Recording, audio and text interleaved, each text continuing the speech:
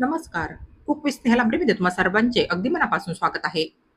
आज मी तुम्हाला एकदम सोप्या पद्धतीने काही खास घटक वापरून वर्षभर टिकेल असा कैरीचा छान असा चटपटीत मुरांबा म्हणजेच गुळ आंबा तयार करून दाखवणार आहे. चवीसोबतच आपल्या शरीराला पाचक ठरेल असा हा गुळ आंबा कसा तयार करायचा ते मी तुम्हाला आजच्या या व्हिडिओमध्ये दाखवणार आहे. हा मुरंबा वर्षभर टिकावा, खराब होऊ नये किंवा मग ह्याला बुरशी लागू नये त्यासाठी आपण ह्याच्यामध्ये एक खास घटक वापरणार आहोत. हा मुरंबा चपातीसोबत तसेच ब्रेडला स्प्रेड करून सुद्धा खायला फारच छान लागतो. चला तर मग वेळ वाया न घालवता लगेचच आपण आपल्या आजच्या या चविष्ट रेसिपीला सुरुवात करूया. परंतु त्या अगोदर तुम्ही माझा हा चॅनल सबस्क्राईब केला नसेल तर प्लीज माझ्या या चॅनलला सबस्क्राईब करा, म्हणजे माझ्या पुढील प्रत्येक व्हिडिओच्या नोटिफिकेशन्स तुम्हाला मिळत राहतील. तर इथे मी या भांड्यामध्ये ह्या वजनी प्रमाणात अर्धा किलोच्या 2 कैऱ्या 1 तास अगोदरच पाण्यात घालून ठेवल्या होत्या. हे पहा, या कैऱ्यांची देठं शक्यतो अशी पाण्यात डुबली पाहिजे. याच्याने यांचा जो चीक असतो तो आपल्याला बाधत नाही आणि सोबतच कैऱ्या अशा तासभर पाण्यात ठेवल्याने यांना कडकपणा येतो आणि थंडही होतात. यांना पाण्यातून काढून एखाद्या सुक्या कपड्याने पुसून चांगलं कोरडं करून घ्यायचंय. यांना पाण्याचा जराही ओलावा नाही राहिला पाहिजे, त्याच्याने मुरंबा जास्त दिवस टिकणार नाही. तर आता सुरुवातीला मी ह्या कैऱ्यांची देठं अशी सुरीने कापून काढणार आहे आणि ह्यांच्या वरची साल सुद्धा मी काढून घेणार आहे.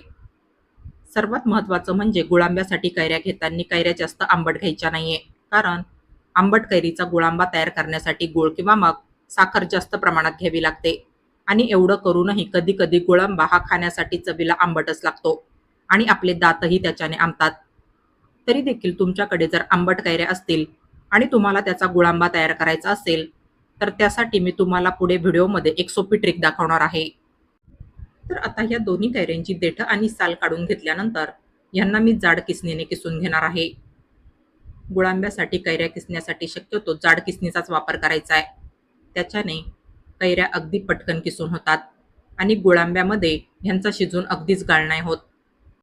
तर आता कैरी किसताना हिला कसं धरायचंय बघा. हे पहा, हा जो कैरीचा देठाकडचा भाग आहे याला मी माझ्या विरुद्ध दिशेने धरून हिला किसणीवर किसून घेणार आहे.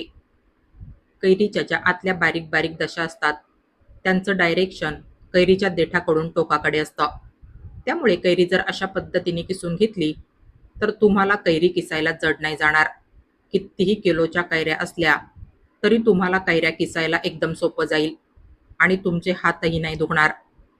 मी माझ्या प्रत्येक व्हिडिओमध्ये प्रत्येक रेसिपी बनवताना अगदी छोट्या छोट्या टिप्स आणि ट्रिक्स शेअर करत असते आणि त्या टिप्स आणि ट्रिक्स तुमच्यापर्यंत पोहोचवण्याचा माझा पुरेपूर प्रयत्न राहत असतो.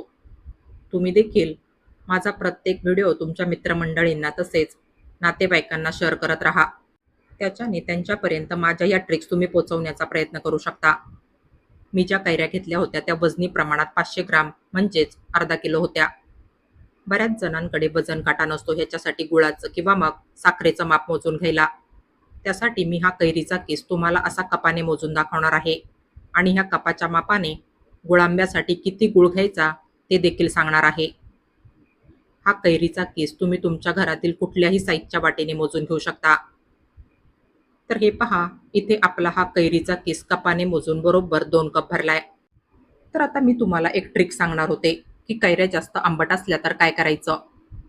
तर हे पहा, हा जो कैरीचा किस आहे याला असं मुठीत दाबून पिळून काढायचंय.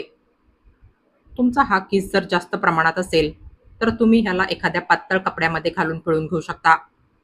बऱ्याचदा पुरण पातळ झालं की ती ट्रिक वापरली जाते. याच्याने काय होईल, कैरीचा जो आंबट रस आहे तो पिळून बऱ्यापैकी निघून जाईल. जास्तीचा आंबट रस निघून गेल्याने तुम्हाला गुळांबा बनवताना त्याच्यामध्ये जास्त प्रमाणात साखर किंवा मग जास्त प्रमाणात गूळ नाही घालावा लागणार. कैरीचा किस पिळून काढल्यानंतरचा हा जो कैरीचा रस आहे याच्यामध्ये तुम्ही पाणी आणि साखर घालून ह्याचं शरबत तयार करू शकता पिण्यासाठी. आणि फ्लेवरसाठी तुम्ही त्या शरबतामध्ये तुमच्या आवडीप्रमाणे जलजिरा पावडर, काळं मीठ, जिरं पूड, चाट मसाला, पुदिना यापैकी तुम्हाला जे आवडत असेल ते तुम्ही त्याच्यामध्ये घालू शकता. किसलेल्या कैरीचा गुळांबा बनवायला घेण्या अगोदर आपण गुळांब्यामध्ये घालण्यासाठी एक पाचक असा फ्लेवर तयार करणार आहोत, ज्याच्याने आपला गुळांबा चवीसोबतच शरीरासाठीही लाभदायक ठरेल. तर इथे मी या कढईमध्ये 1 चमचा जिरं आणि 1 चमचा बडीशोप घालून घेतली आहे. हे दोन्ही जिन्नस अगदी मंद आचेवर हलकेसे भाजून घ्यायचे. बस यांचा भाजून हलकासा सुगंध यायला लागला की लगेचच यांना कढईमधून काढून घ्यायचंय. बस यांचा भाजून रंग बदलू नाही द्यायचा आहे. हे पहा, ह्यांना मी असं अगदी हलकंसं भाजून घेतलंय. ह्यांना मी कढाईमधून काढून थंड झाल्यानंतर खलबत्त्यामध्ये हलकंसं जाडसर कुटून घेणार आहे. तर आता ह्याच कढाईमध्ये मी अगदी फक्त 3 चमचे साजूक तूप घालून घेणार आहे. हे तूप सुरुवातीला कढाईला असं सगळीकडे लावून घ्यायचंय. ह्याच्याने कैरीचा किस परतवताना कढाईला चिटकत नाही. बस, तर आता किसलेल्या कैरीचा सगळा किस आता मी ह्या कढाईमध्ये घालून घेणार आहे. मीडियम फ्लेमवर हा किस सुरुवातीला 6 ते 7 मिनिट असा एकसारखा हलवत परतून घ्यायचा आहे. याच्याने कैरीचं मॉइश्चर म्हणजेच ओलसरपणा हलकासा कमी होईल. याच्यातलं मॉइश्चर कमी झाल्याने आपला गुळांबा जास्त दिवस टिकेल आणि सोबतच चवीला जास्त आंबटही नाही होणार. याच्यातलं मॉइश्चर परतून बऱ्यापैकी कमी झालं की ह्याच्यामध्ये आपल्याला गूळ किंवा मग साखरही जास्त नाही घालावी लागत.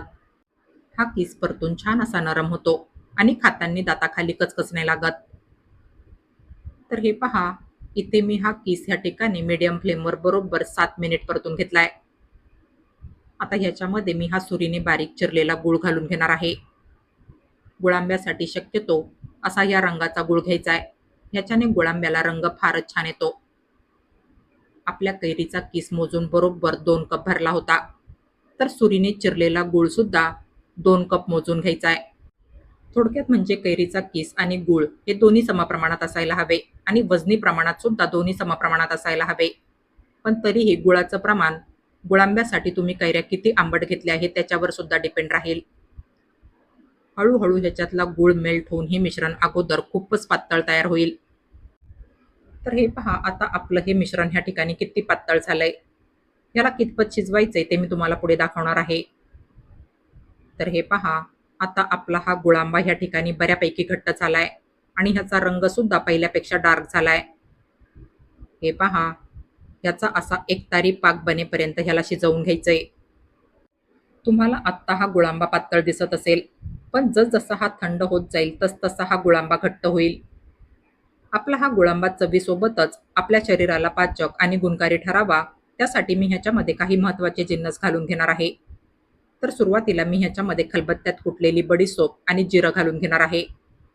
यांचा सुगंध आणि टेस्ट या गुळांब्याला फारच छान येते आणि सोबतच हे दोन्ही जिन्नस पचनक्रिया सुधारण्यासाठी देखील फारच फायदेयुक्त ठरतात. यानंतर पाव चमचा वेलची जायफळची पूड मी ह्याच्यामध्ये घालणार आहे आणि सोबतच पाव चमचा काळी मिरीची पूड आणि पाव चमचा सुंठ पावडर ह्याच्यामध्ये घालायची आहे. या सर्वांचा फ्लेवर तर आपल्या गुळांब्याला छान येईलच, पण सोबतच आपला हा गुळांबा आपल्या आरोग्यासाठी देखील फारच गुणकारी ठरेल.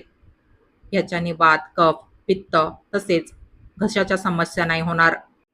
गुळांबा तुम्हाला वर्षभरासाठी स्टोअर करून ठेवायचा आहे. पण सगळं करूनही कधी-कधी काय होतं, गुळांबा थोड्या दिवसानंतर खराब व्हायला लागतो. त्याला बुरशी येते. तर त्यासाठी काय करायचंय, गुळांबा तयार झाल्यानंतर त्याच्यामध्ये असं 1 छोटा चमचा व्हिनेगर घालून मिक्स करायचंय. ह्याच्याने तुमचा गुळांबा फ्रीजशिवायही अगदी वर्षभर खराब नाही होणार. बस, याला पूर्णपणे थंड झाल्यानंतरच शक्यतो एखाद्या काचेच्या बरणीमध्ये भरून ठेवायचंय. काचेच्या बरणीमध्ये गुळांबा खराब नाही होत. बस, याला कुठल्याही धातूच्या भांड्यामध्ये भरून स्टोअर करायचं नाहीये. म्हणजेच स्टील, ॲल्युमिनियम, लोखंड, तांबं, पितळ अशा धातूच्या भांड्यांमध्ये ह्याला भरून स्टोअर करायचं नाहीये.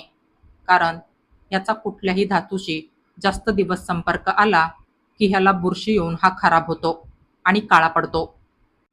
तर ह्या काही अशा छोट्या-छोट्या टिप्स आणि ट्रिक्स फॉलो करा आणि वर्षभराचा असा चटपटीत आणि पाचक असा गुळांबा तुम्ही माझ्या या रेसिपीप्रमाणे एकदा नक्की ट्राय करून बघा. आणि तुम्हाला माझी आजची ही रेसिपी आवडली असेल तर प्लीज माझ्या या रेसिपीला लाईक आणि जास्तीत जास्त शेअर करा. आणि अशाच नवनवीन आणि पारंपरिक रेसिपीज बघण्यासाठी माझ्या या चॅनलला सबस्क्राईब करा. चला तर मग भेटूया पुढील रेसिपींमध्ये. तोपर्यंत हेल्दी खा आणि हेल्दी रहा. Take care.